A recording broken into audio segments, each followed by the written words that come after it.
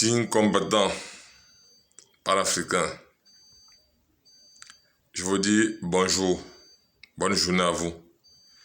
C'est avec une grande fierté que je vous envoie toujours mon message quotidien. Nous en sommes si fiers de ce qui se passe sur le terrain de la combativité. Nous ne pouvons jamais dormir sans remercier nos pères fondateurs, nos papas, qui ont su surmonter les épreuves pour construire ce que nous sommes aujourd'hui. L'avenir du monde appartient à l'Afrique et elle sera guidée par l'Afrique. Aujourd'hui, dans le monde, nous représentons 1,4 milliard, soit 18% de la population mondiale. C'est quelque chose à féliciter. Malgré toutes les épreuves que nous avons traversées, meurtris dans les déserts, en mer, causés par les oppresseurs que nous connaissons. Mais le moment est venu de se lever et de parler de vive voix que l'Afrique doit se lever. Je vais ici interpeller le secrétaire général des Nations Unies qui a appelé hier, après sa rencontre avec Macky Sall, les différents dirigeants de la Guinée, du Mali, du Burkina Faso. Précisément, il a bien précisé en Afrique de l'Ouest de rendre le pouvoir aux civils.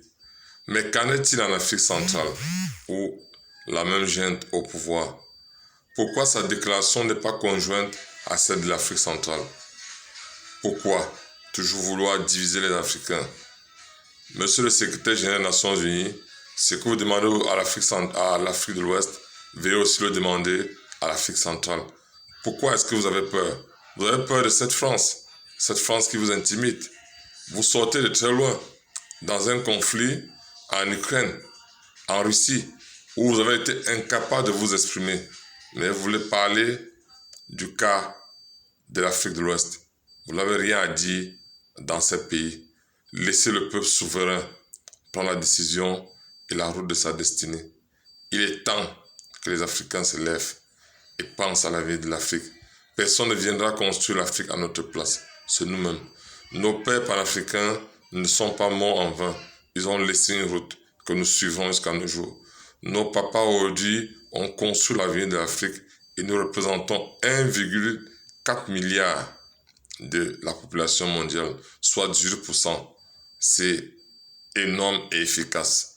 Dans 30 ans, nous serons la population la plus peuplée au monde. Les amis, continuons à rester soudés et suivons le chemin de nos ancêtres. Nous y parviendrons, nous allons y arriver. Merci encore aux différents combattants qui se battent au quotidien sur le terrain.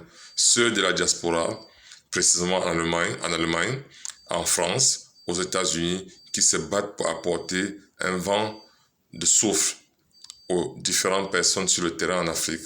Félicitations à tous. Ensemble, nous pouvons. Force, honneur à l'Afrique. Merci.